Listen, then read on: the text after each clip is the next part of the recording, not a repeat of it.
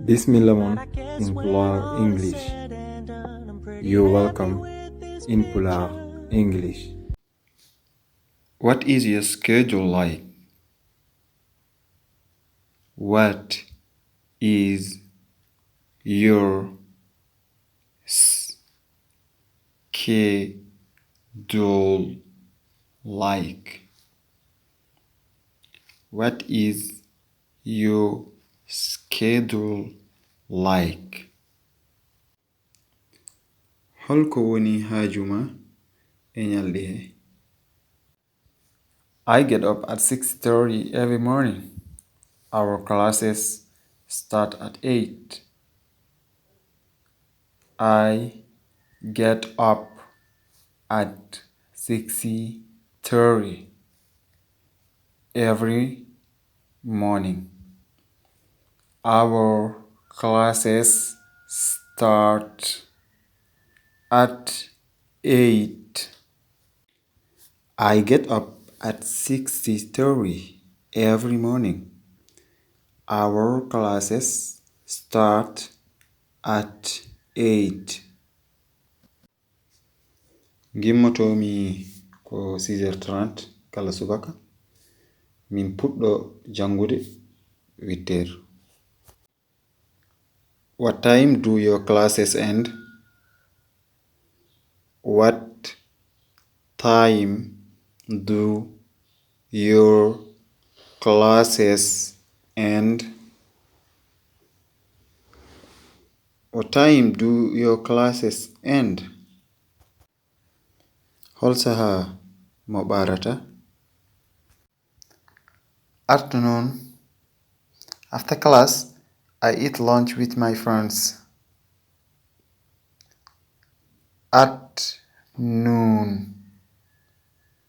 After class, I eat lunch with my friends.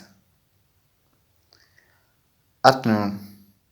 After class, I eat lunch with my friends. Ko midi, caggal jangde, mi wottodo e sehilaaɓe am. What do you do in the afternoon? What do you do in the afternoon? What do you do in the afternoon? Holko gollata caggal midi? I work at the cafeteria until 4:30. Then I go home.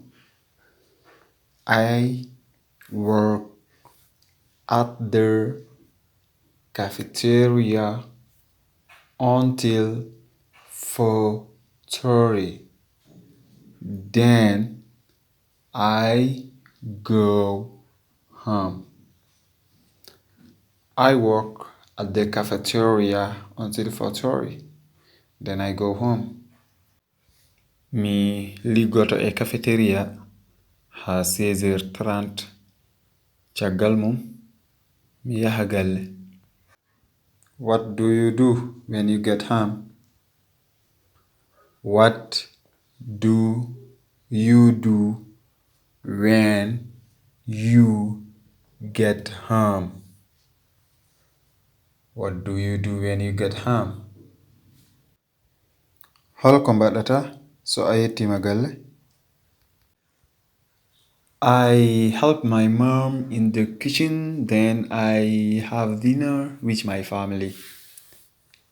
I help my mom in the kitchen, then I have dinner with my family. I help my mom in the kitchen, then I have dinner with my family. Mi walla nenam e deferdu he. Caggal mum mi hirtodo e bandiraaɓam. Do you do your homework?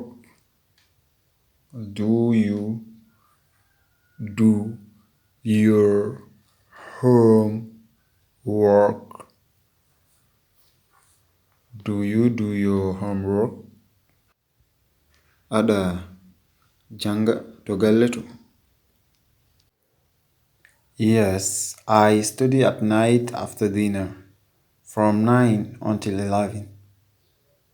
Yes, I study at night after dinner from 9 until 11. Yes, I study at night after dinner from 9 until 11.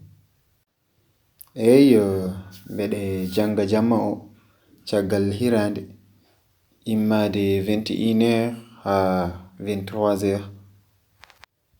What time do you go to bed? What time do you go to bed? What time do you go to bed? Hol saha mo leloytoɗa? I go to bed at midnight after watching TV. I go to bed at midnight after watching TV. I go to bed at midnight after watching TV.